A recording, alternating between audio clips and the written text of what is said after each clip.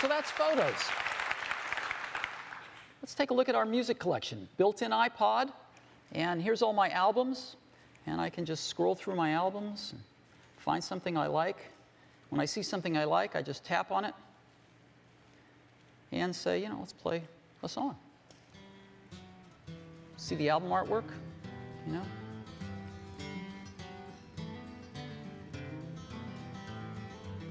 Just all works.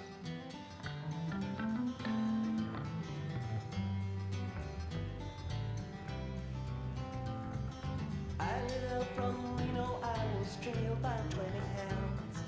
Didn't get to sleep that night till the morning came. Bob Dylan again.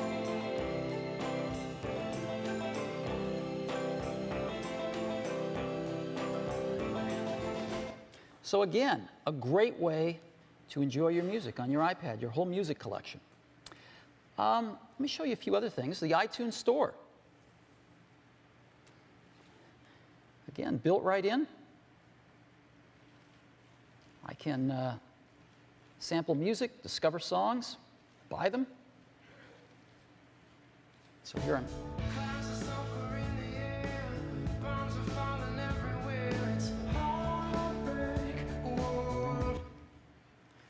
And of course, in addition to music, I've got movies, TV shows, podcasts, audiobooks, and iTunes U. All right here, all built right into the iPad. Got a great calendar. Here, look at that month view. And I can just drag my finger over events and get a little more detail on them. I can look at things as a week view, or a day view, or a list view. You know? Very nice calendar. And great contacts application, great address book. Just go through it like this if we want. There's Scott, as an example. So great contacts and calendars. Now, we've also got a great Maps app, as I was showing you. And again, here's the Eiffel Tower. We just tap the corner. Let's go to satellite view. And again, we can just pinch this as big as we'd like. There we go. There's the Eiffel Tower. So great Maps app. Let's go to our current location here. So let's, here's our current location in San Francisco. And I'm going to type in sushi. And we should find all the sushi places nearby. And again, I can just tap on a pen to find one. And there we go. Here's Sushi Boat. So I want to go find that one after this presentation, maybe get some lunch. And I can just hit on Google Street View right here. And there's Sushi Boat right there.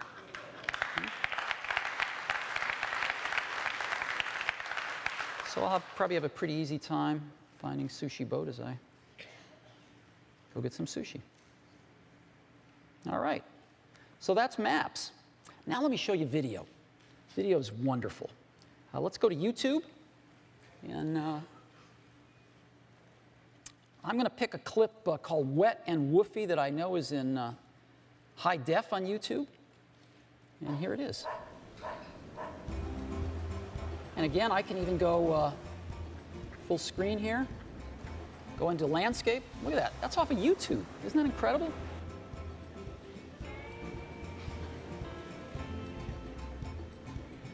All right. So that's YouTube. And again, here's related clips and more from that person. And again, whether it's in portrait or landscape, it just all works. And of course, videos. Let's go into landscape for this. And we've got movies, TV shows, music videos. You know, so I can go into a TV show like Modern Family as an example, pick an episode, and watch it. Let's do that with a movie. Let's pick Star Trek. And let's go to chapters. Oh, what's a good one? You know, here we go.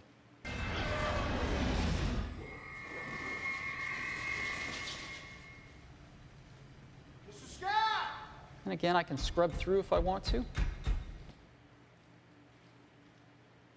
You know? Murdered and not even upset. If you are presuming that these experiences in any way impede my ability to command this ship, you are mistaken. And yet you were the one who said fear was necessary for command. Isn't that nice? Did you see? Let's go back, pick another movie that I love, which is Up. Awesome movie. And one of my favorite sequences ever in any movie is this sequence in Up right here.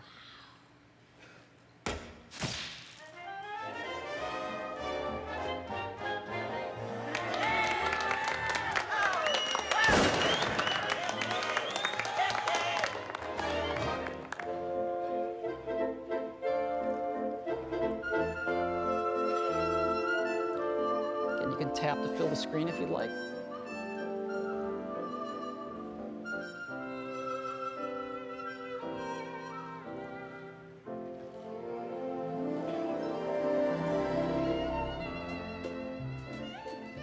Isn't that wonderful? So that is video on the iPad. And that gives you a little bit of an overview as to what the iPad can do. Isn't that awesome? Okay.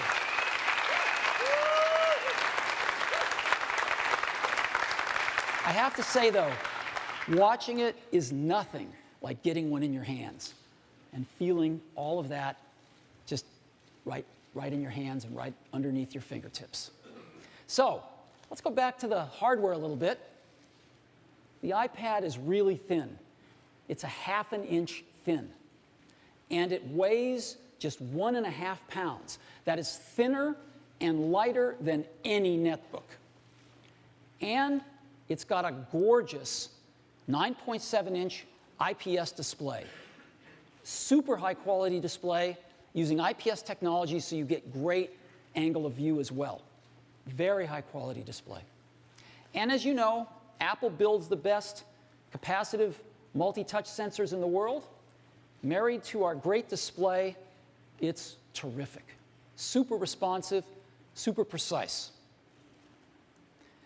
iPad is powered by our own custom silicon. We have an incredible group that does custom silicon at Apple. We have a chip called A4, which is our most advanced chip we've ever done, that powers the iPad. It's got the processor, the graphics, the I/O, the memory controller, everything in this one chip, and it screams. And you can have 16, 32, or 64 gigabytes of flash solid-state storage inside the iPad. It's got the latest in wireless networking, Wi-Fi 802.11n, and the latest Bluetooth 2.1. And the usual suspects: accelerometer, compass, speaker, microphone. It's got a 30-pin connector, so it plugs into the whole ecosystem of iPod accessories. And it's got battery. What is the battery life of this remarkable device? We've been able to achieve 10 hours of battery life in this 1.5-pound device. 10 hours of battery life, which means I can take a flight from San Francisco to Tokyo and watch video the whole way on one charge. It's pretty nice. And in addition to 10 hours of battery life, it has over a month of standby life. So we could just set the iPad down, it would go to sleep automatically. We'd come back in a month, it would still have charge. It's remarkable. Environmentally, the iPad's a great citizen. It's arsenic-free, bromide flame retardant-free, mercury-free, PVC-free, and its aluminum and glass enclosure is highly recyclable. So that's a little bit of an overview of the iPod's hardware. Now, let's go back to software. We've seen some great built-in applications, some all-new built-in applications. But now let's talk about third-party applications. Let's talk about the App Store. And to help me do that, I'd like to invite up Scott Forrestal, our Senior Vice President of iPhone Software. Scott? Thank you. Good morning. The App Store has been a huge